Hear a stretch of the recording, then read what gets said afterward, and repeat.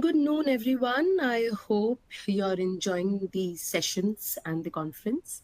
So next is my session, and I'm Dr. Parul Malhotra. I am a senior medical officer and occupational health leader right now working with an automobile industry in India. I'm a certified neurodiversity practitioner and a neuro coach. Thank you for having me here. Thanks, Nibosh. And my topic for today is neurodiversity.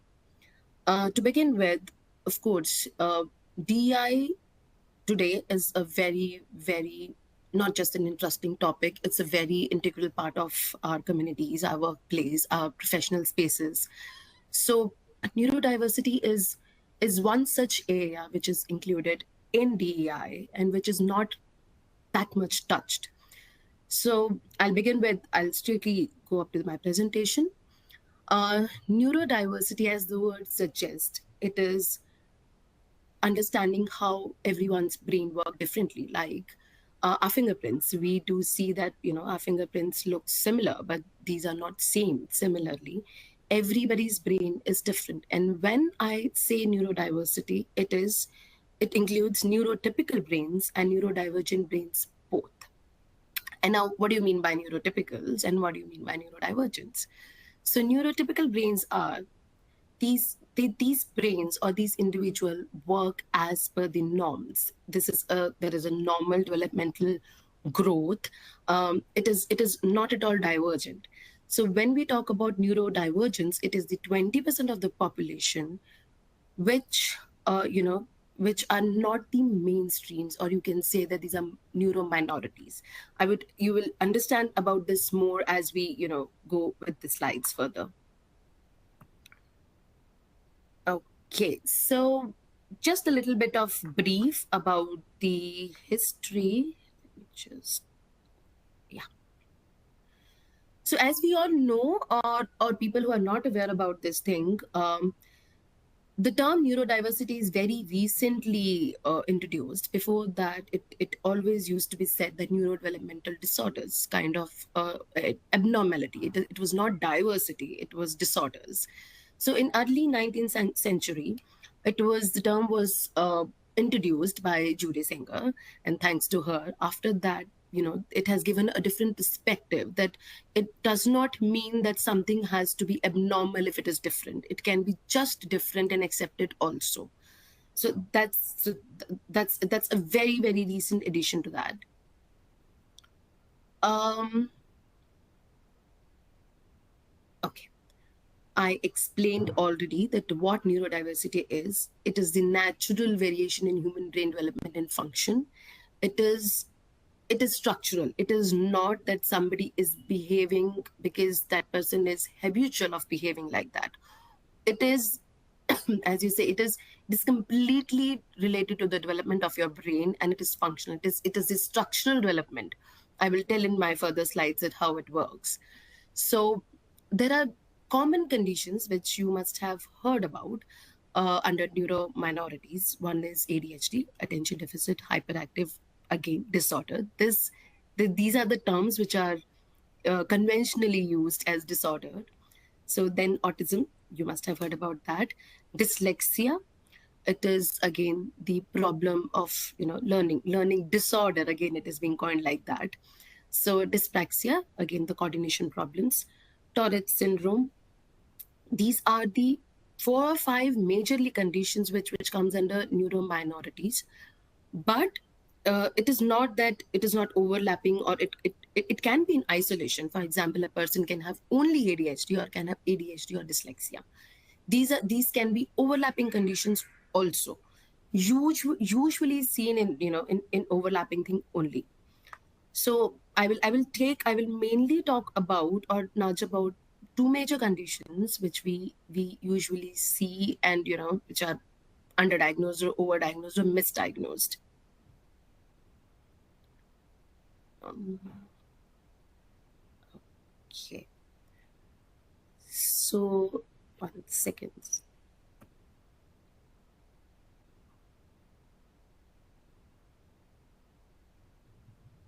I'm sorry, I think a lot of animation is there because of that. It's showing a little bit.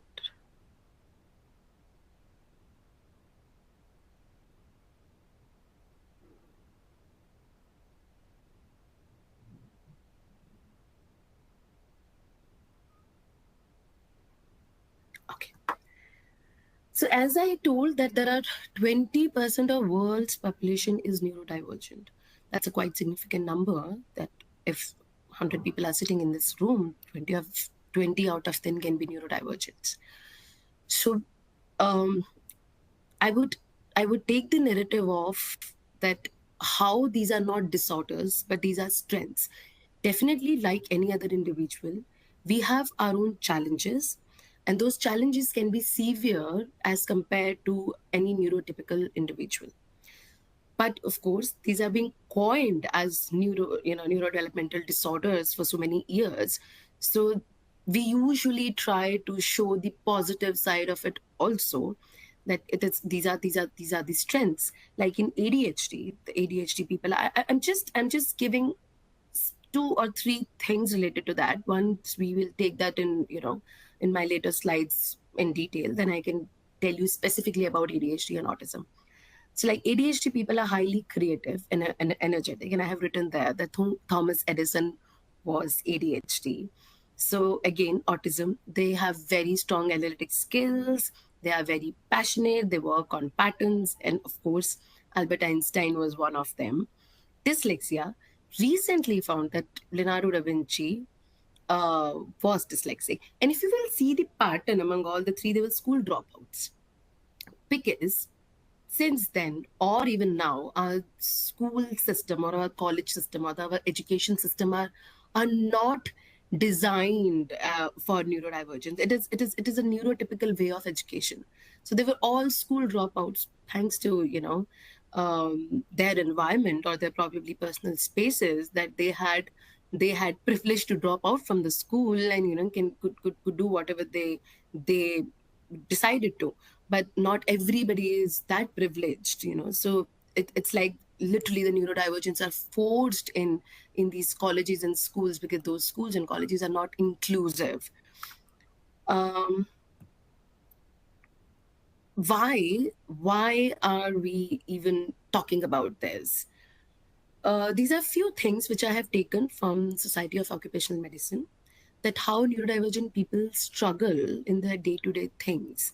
And because this is 20% of our population is neurodivergent, so that is quite significant when it comes to workspaces or professional spaces. So we have quite a big number of neurodivergents. um, on the surface of it, we see that few people are very sensitive, few people cannot perform good, but probably they are struggling. And these are the key few struggles which neurodivergent people face. So more than 90% of neurodivergent individuals have memory and concentration problem. More than 75% neurodivergent, ND is neurodivergent, I have just used the short form. Our organization or have the time management problem. More than 65% have written communication with speed and accuracy. More than 65% of neurodivergent people, and that's a quite significant percentage, then they have difficulty in managing stress. Then they have difficulty in verbal communication. And of course, they have difficulty in managing intense emotions. Similarly, these are some facts which I would like to point out. 1 in 5 neurodivergent people have anxiety disorder. Then 1 in 3 suffers from depression. Physical ailments. So as we say that your mind directly impact your physical health. So 1.5 to 4.3 times neurodivergent people are more likely to have arrhythmias, asthma, diabetes, and heart related ailments. Similarly, I mean, this is the saddest part. Neurodivergents live 16 years lesser than a neurotypical individual. Then gender, of course. As females, we are the queen of masking.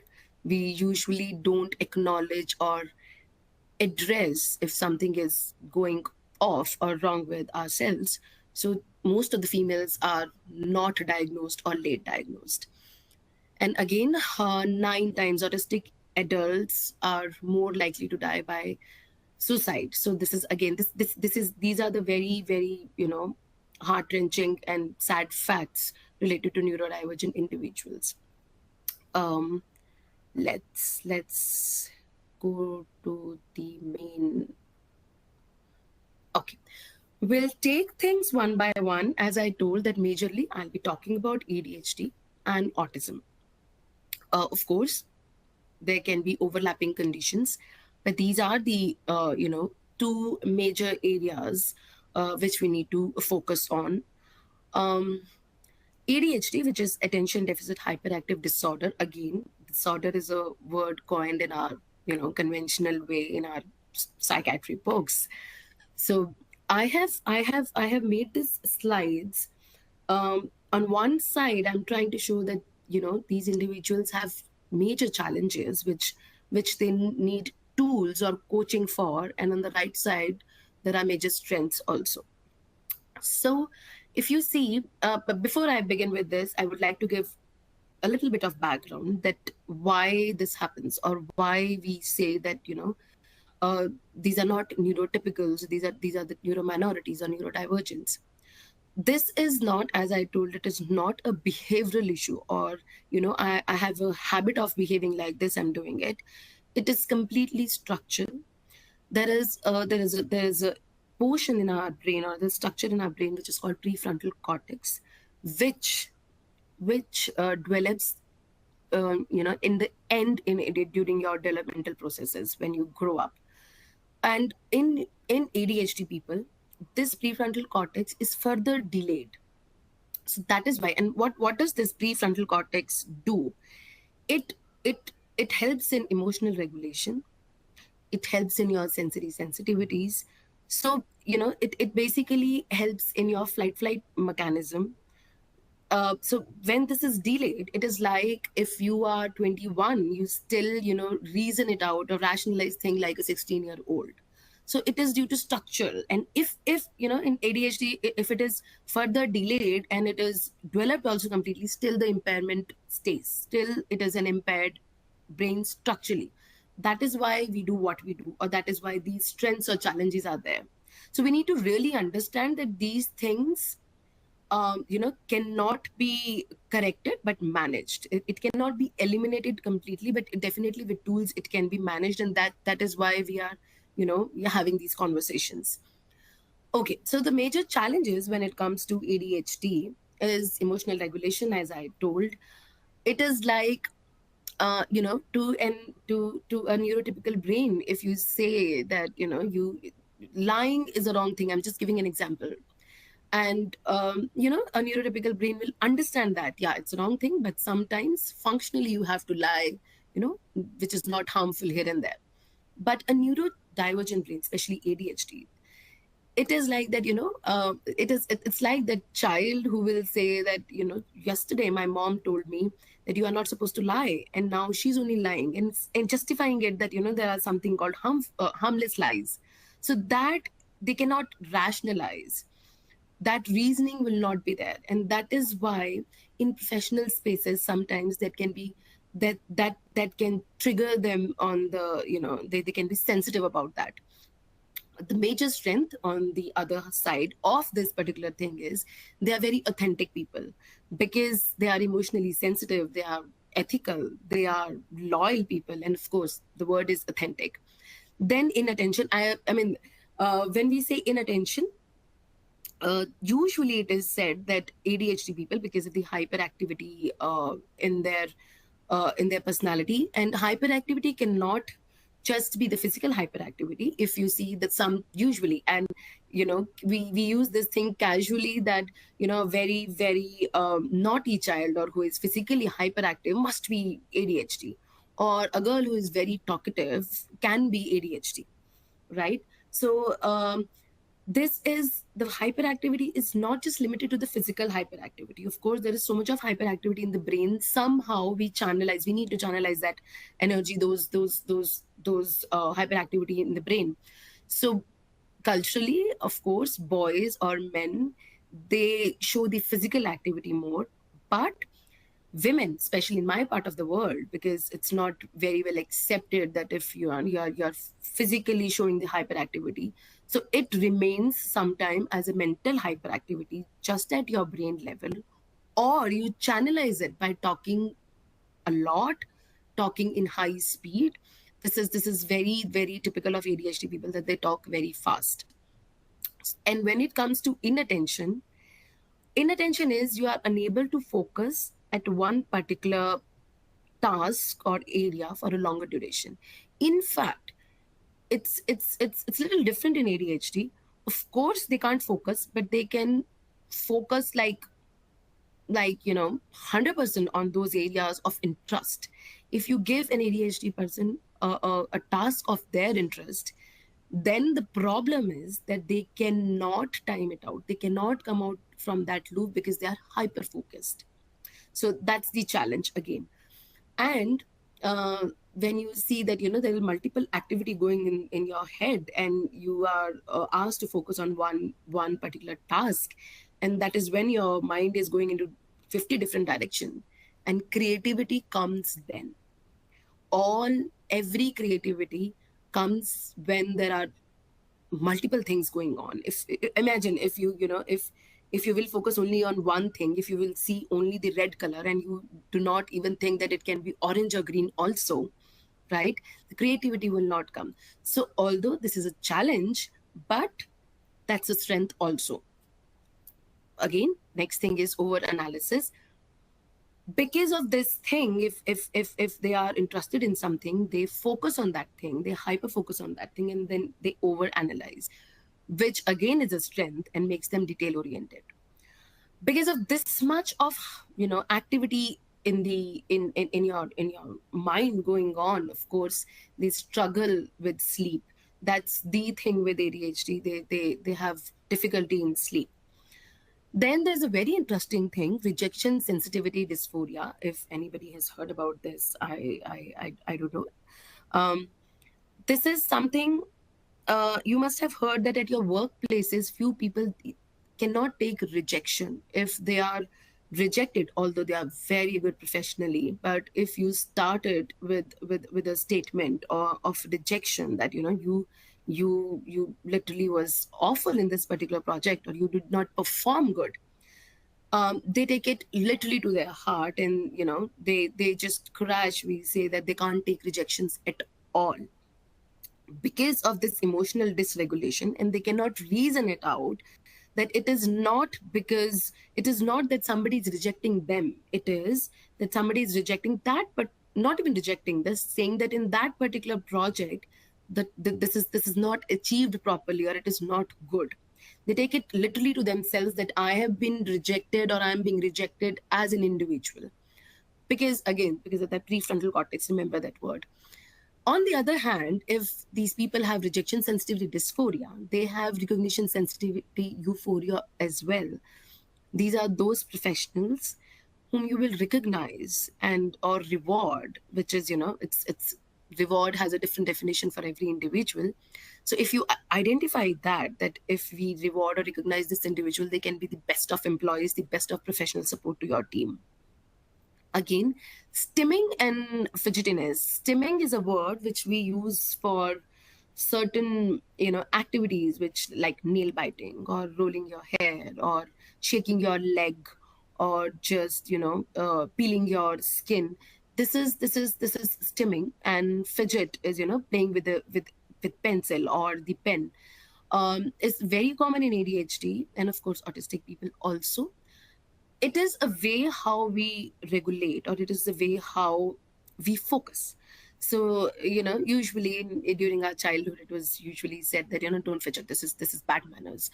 But uh, if you will allow them to fidget, or now there are very good fidgets are also available, they can focus for hours. So this is one of the challenge which is not socially accepted. Somebody's shaking their leg or rolling their head, so rolling their hair. So it is not socially accepted, but that helps them hyper focus, or that helps them better focus.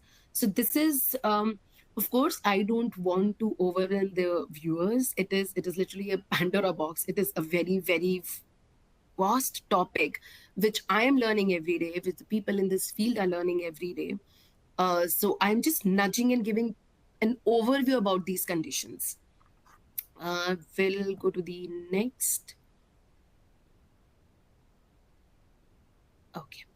Just speak a little bit about autism. So, as ADHD, see, in my view, and when I see ADHD and autism, I feel that these are pole apart, but it overlaps at many, many, many, many areas.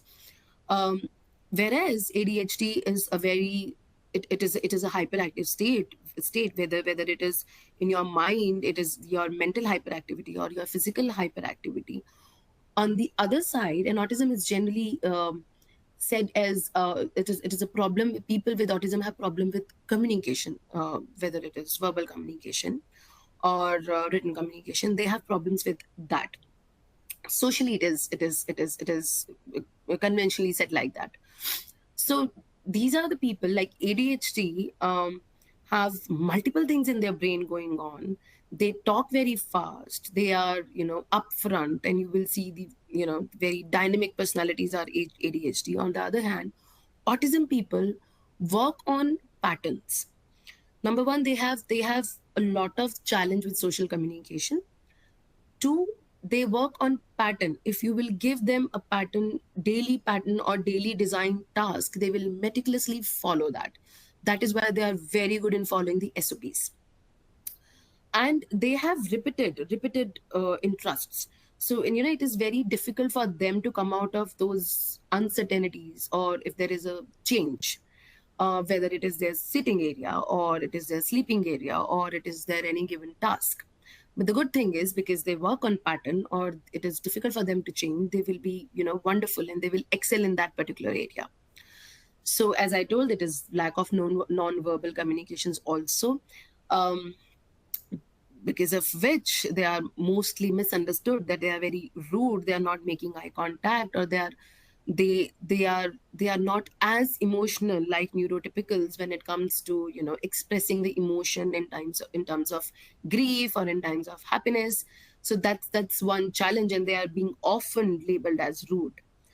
um, Major strengths are, as I told, they are very good with scripts, they are very good with patterns, they are very good with, if you give them SOPs, they are very good in following that.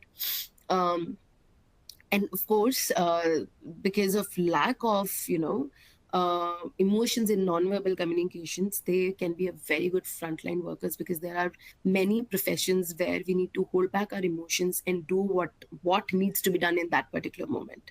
So yeah, that's one thing I wanted to tell about autism. The term autism was used before as, very high functioning and low functioning. um, in spaces of inclusion, in spaces of neurodiversity and any other diversity and inclusion space, language is very important. So when we say high functioning or low functioning, this is kind of harmful for autistic people, and it is outdated. And there's nothing called high functioning and low functioning. Even a person who is performing wonderfully, probably from years, maybe not showing or showcasing or coming out with the challenges they are having. So this autism spectrum is like linear. It's not linear. It's like overlapping. There can be combinations, as shown in this particular image, that is, it can be combination of various things. So whether it is ADHD or it is autism, not every autistic is, every autistic or every individual is different. One autistic is completely different from another autistic. One ADHD is completely different from another ADHD. So when you see that, that particular person is like that and this person is like that, and they both are they both are autistic, that definitely can happen. Similarly, it can happen with ADHD also.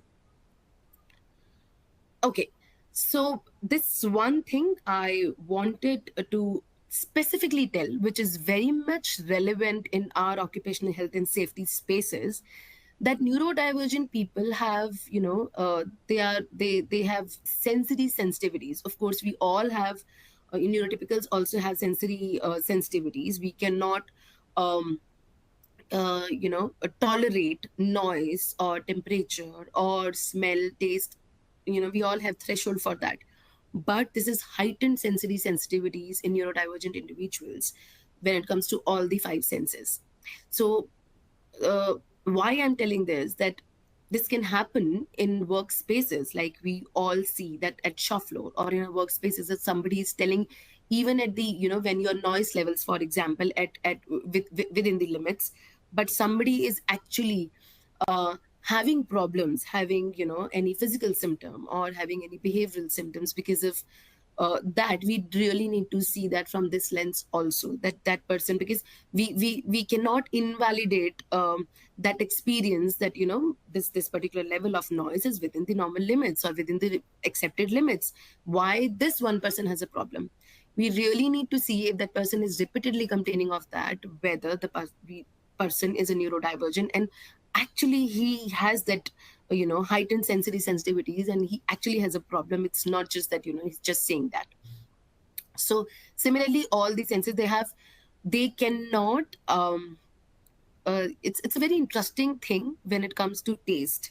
Neurodivergent individuals, they actually, some of the individuals, they actually see the texture of what they are eating, and the, taste, how it is feeling in their mouth. So it sometimes, to other neurotypical people, it looks very strange that, this particular thing can be, everybody is eating it, but that particular individual is having problem. But it is not that they are behaving like this, that is structurally it actually can be problematic for them.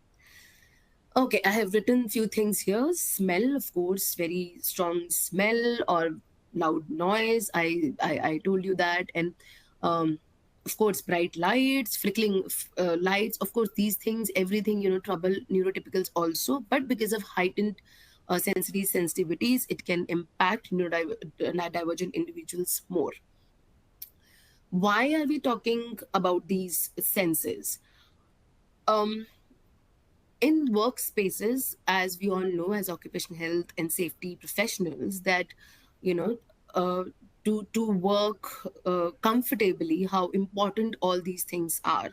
And imagine a person who is constantly working and complaining about these things and unable to work because of, such problems. So definitely, later or sooner they will develop physical ailments, because they are not validated, because we are not providing accommodation to them. That is why this particular thing I wanted to tell. Okay, so yeah, this is a very very important thing. You must have heard that suddenly many people and in many spaces neurodiversity is being spoken about, or many people are coming with that, I have ADHD or autism, and they are being diagnosed and they are very vocal about it. So it's like, somebody told me that it is like epidemic of neurodiversity.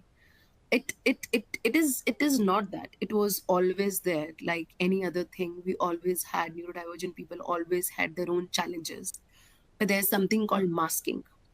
When you see that 80% of individuals are neurotypical, and the entire world is being designed for neurotypicals, and some 20% who are not the conventional or mainstream or the minorities, um, being repeatedly shamed for not being able to fit in this system which is not being designed for them but for the typicals, they start masking. I say that it is like that for so many years, you wear somebody else's clothes, which is probably very tight or very loose. If it's very tight, you're suffocating literally, but you are forced to wear those clothes because there are no clothes designed for you. Similarly, if it is very loose, you can trip on that. So for many years, people were masking. And what does masking do? It really impact and affects you physically also, because you cannot say when you have problems. You cannot drop out of the school like Thomas Edison or da Vinci could do. You have to sit in the same classroom which is not designed for you. You have to sit in the same meeting rooms which are not designed for you. So you start masking, and masking impacts you. That is why these people are having more mental health issues, and that is why it is delayed diagnosed also. So they say that, as I told, that suddenly everybody is neurodivergent. No, it is not that. What happens, up to certain age, when you are young, or when you are, you feel that, okay, probably I can fit into spaces, you work hard towards that, you put efforts, but you are structurally like that, you cannot change it. You need to have proper tools for this. But all these years, you try to be a neurotypical individual and not accepting yourself as a neurodivergent. And why not accepting? Because the society doesn't accept, because it is being designed for the neurotypical people. So suddenly, what happens? Then the physical ailments start. It is very sad and unfortunate that most of the people in my part of the country, in India, who have come out with the neurodivergent conditions, they have started focusing, or they have started knowing these spaces after they had a major physical, problem, or a literally life threatening disease or ailment. So that is when, it really, they start really thinking about these things. um, so that is why I wanted to put this slide separately, that it is not that suddenly we have a lot of neurodivergent people. It was always there, but now it is difficult to cope up, in the neurotypical field, because more and more people are having problems. Plus COVID has impacted us mentally also.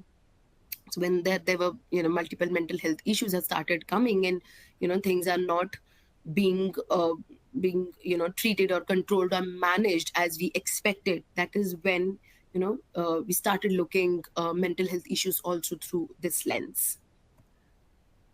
Again, I wanted to tell something about the meltdowns also. um, so we had an overview of ADHD. We had a little bit of overview about autism. We spoke about masking, and masking definitely leads to burnout, because for all these years, if you are behaving like what you are not, definitely will lead to burnout. Similarly, meltdowns usually, they can be emotional. It can have emotional signs and behavioral signs also. It can trigger with those sensitivities also. That somebody, for example, is somebody is repeatedly saying that, this is affecting me, and we are repeatedly invalidating the experience or whatever they are feeling, they can definitely go into meltdowns. And autistic meltdowns are very real, because they work on patterns. A little change in the routine or the pattern can lead to this.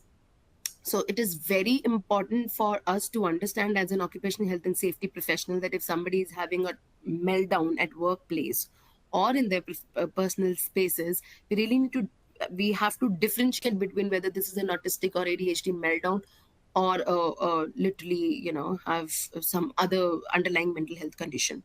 So that is why also it has to be seen through this lens. I have put few uh, strategies for people, if in viewers somebody faces this thing, or anybody in your peer group, or your professional space, or your personal spaces, if anybody experience this, or having these repeated meltdowns, these are few things which can be done. Of course, it comes with a lot of self-awareness about your physical being, that when you are going to go in the meltdown, trust me, that is possible, but it comes with practice. So if you can be that self-aware, you can definitely remove yourself from that situation, that this particular day something, this particular situation, things can go wrong, so you can preventively remove yourself from that situation. But yes, of course, if you are if the meltdown is not preventable, these are certain things. Please keep your these tools handy. One, music of course works. Just calming shower, and can definitely help. Or good fragrances, soothing fragrances. And yes, I every time tell this to each of my people, that you should always have one number on speed dial, whichever whoever is your safe space. And if your fidgeting or your stimming helps you, always keep your fidgets handy. That these are few, these are very small little things which you can do. Of course, I'm not saying that it will magically change the things, but these are small little tips which can help. Okay, so a little bit about myself and why I'm, talking about this particular area. Um, People who are able to relate with these things, or have noticed such things, or who have known somebody who is diagnosed ADHD or autism, um, uh, can see from my personal experience also. I always put my personal experience in my slides, because when I was diagnosed, I didn't know many people in those spaces, and that was a challenge, because you further feel isolated. You feel that, why me, or why with me, and when people are literally the neurotypicals and are the mainstream, and why am I struggling with this? So that is why I always tell my personal experience. I am an ADHD, and I'm in autism spectrum also.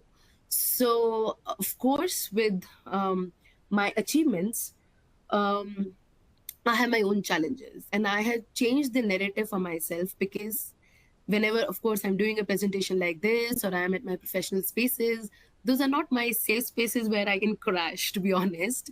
So, it is being visible always that I'm a high achiever, and I do everything very with ease, or I can talk to anyone. So that's my ADHD part, that I want to learn. I My brain is constantly seeking dopamine. So I that is why, I am a constant learner. I want to do new things. If you will give me five things altogether, I would like to do that, but it comes with its own challenges. When I'm doing so many things, so many multiple things together, and it is taking my mental space, it is taking my physical energy, of course I crash. That is why I require frequent breaks. For me, or a person like me, we cannot, we do work with full on intensity, and then we need a break. So that the grass is like this and this, it's literally peak and then low. So that is a good thing, and of course I have my own challenges. One thing which I would like to mention here, uh, loosely the term is coined for ADHD people, is object permanence deficit. It is not exactly that. We have a challenge with our working memory. That is why I very easily forget names. And that is why I work on patterns. If I will not have, and that is the tool which we give to ADHD people, because of so much of hyperactivity in the brain, so many things going on at one particular time. If we will not be very well organized, like if you will see my professional and personal physical environment, I keep my things at that particular place. I never change places, because if I change place for that particular thing, I can never find that ever. So these are few tools, because you must have heard that that person is very cluttered, and then that person cannot find things. So these are day-to-day tools which help us function. And why that happens, that is because of this object permanence deficit, or you can say that problem with the working memory. So it is everything with this structure. So it is not that somebody is lazy to declutter their environment, or somebody is, they want to be in a decluttered, and they want to be in a cluttered environment. No, it is not like that. It is how it is. And then we need to design tools for every individual, so that they can function properly. So, okay, I would like to mention one more thing here. When we talk about meltdowns, it's not like, a very very big thing has to happen for meltdown to happen. It can be lack of sleep, or just just you're hungry. I mean, usually we say, no, a hungry person is an angry person. It actually define an ADHD person, and I did not know this for pretty long time. I came to know about this, I mean, with this self-awareness, that okay, it's just as simple as that. I need to eat something and I'll feel fine and I'll behave fine.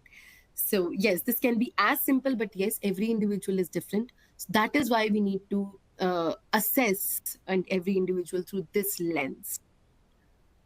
We will quickly go to the neuroinclusion part of it. And of course, why are we talking about this basically. Why do we need this awareness? Of course, one thing, thanks to DEI, many diversity spaces and inclusive voices are coming up, and similar to this is neurodiversity.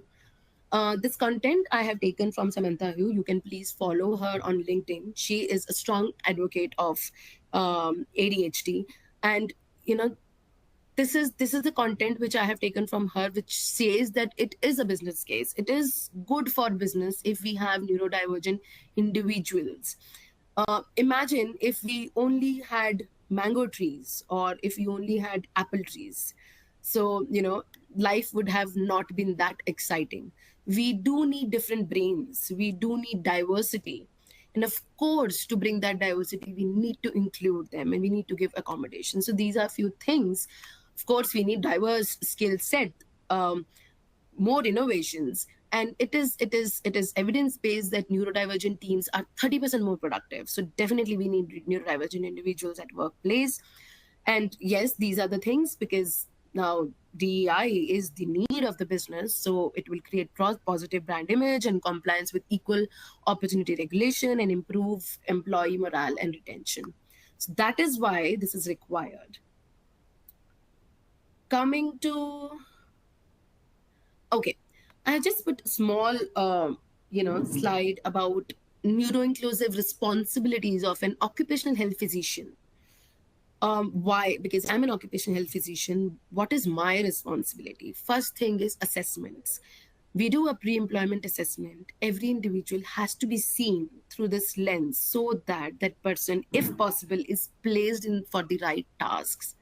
you know it is again, the individual will feel valued, and of course the productivity will be high. If you like your job and you are placed in that particular area, definitely it will definitely impact the productivity. It will definitely be increased. Second thing, any mental health issue needs to be evaluated through this lens.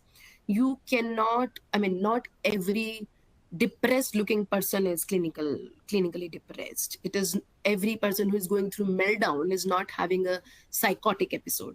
So we really need to look through this lens, because further management has to be decided by ruling out or by seeing that individual through this lens. Otherwise it can be detrimental for that particular individual. Awareness, of course, coming from the horse's mouth. If occupational health physicians will give the awareness to the recruiting partners or become the very integral part of interview structures, it will definitely add into uh, uh, add into the in, add into include those places at this people at these spaces. It will definitely add into inclusivity. This is for OHPs. And what an occupational health and safety individual can do. Of course, we all talk about that particular, the person has to be, job has to be rightly fit for that person. So if we really know our gems, find out the right gem for specific jobs and help manage their challenges, it's really will change the game. And should be one, this is very interesting thing. Every injury and accident analyzed should include this particular lens, because we don't see the mental health part when we analyze any accident and injury at workplace. Um, in the sense, after any injury, do we evaluate that why, whether that person was able to understand the process properly, or imagine that person has not understood or doing that repeated task for you know many years, there will be high probability of injury or accident. So we really need to analyze or make it as an integral part of injury and accident analysis. Then awareness. One thing occupational health and safety professionals can do is validate and advocate accommodations for these individuals. I would quickly tell the kind of accommodations are required, and sensitize individuals and be sensitive towards neurodivergent people.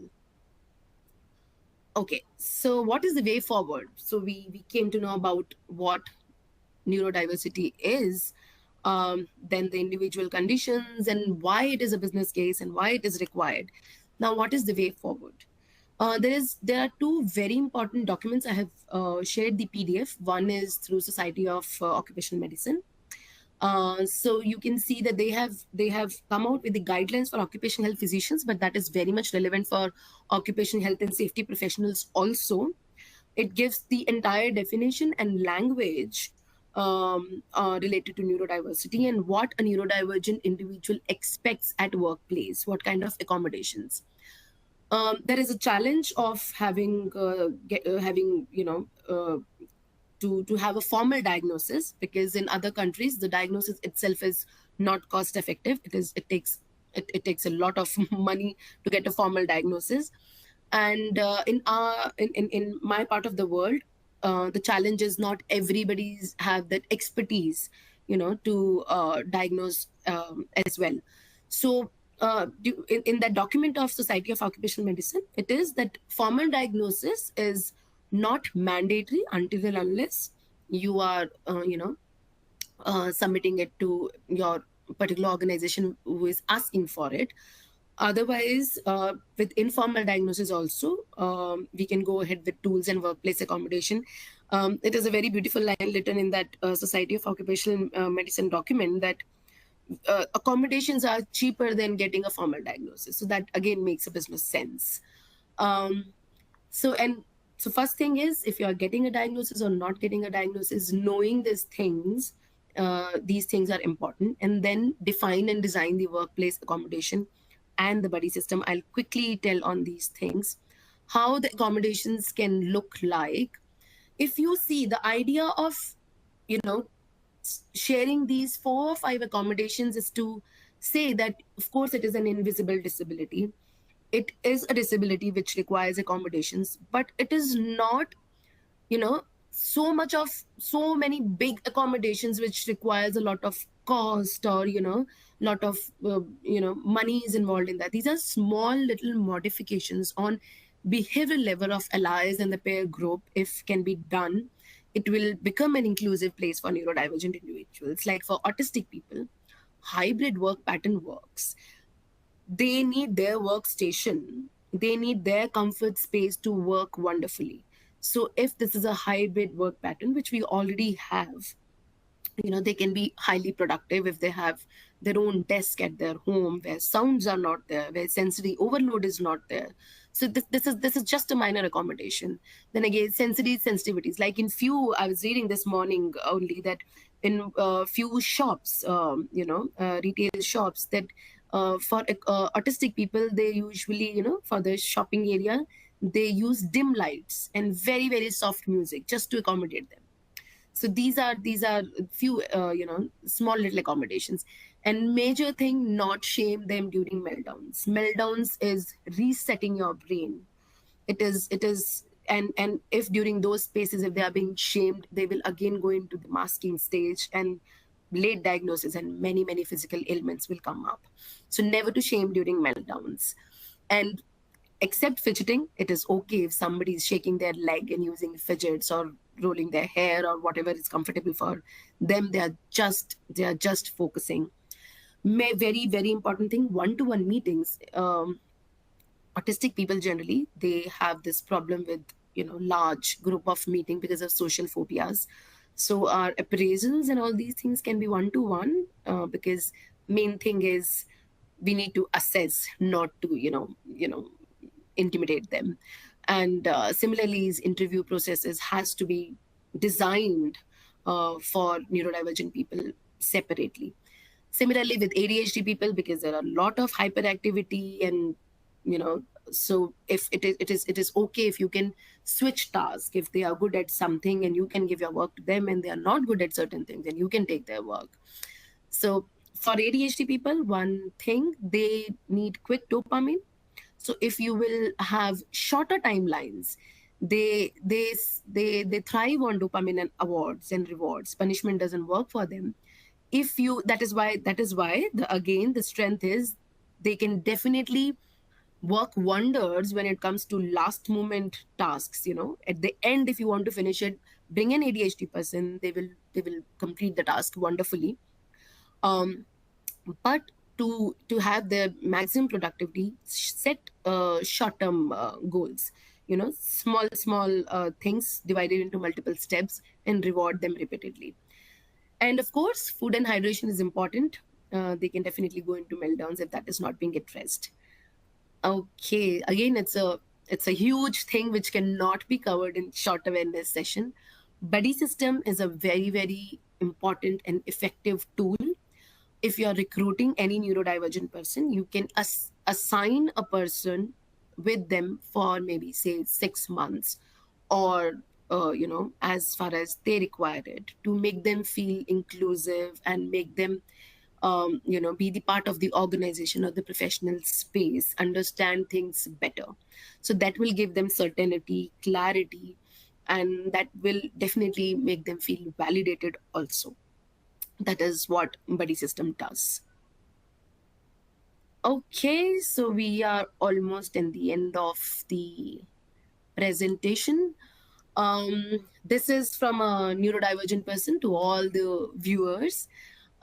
First thing which I would like to say is to make our workplaces inclusive for this particular area is, um, yes, this is an invisible disability, and this is a disability. The problem is not with the word disability, it is with how we see this, right? Disability, being a disabled person is not a curse.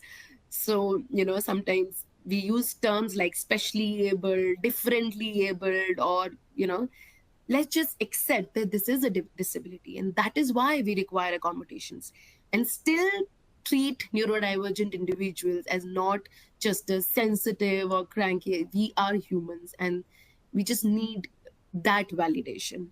And of course, if these small little accommodations can be advocated and can be designed as per neurodivergent individuals, it would be definitely a game changer and a great help to the organization as well. Thank you very much. And I would like to end my presentation with, it takes 8 minutes to make a world a better place. They say that during any mental health crisis, if we have one person to talk to for 8 minutes, we can actually distract, or we can actually, delete that impulse of, harming themselves, or taking some major step. So definitely, this is a very small ask for neuro minorities. If we can have safe spaces, safe, inclusive spaces, so that we can also function better and can feel included. Thank you so much. And this is the end of my presentation. I hope this is useful. Thank you.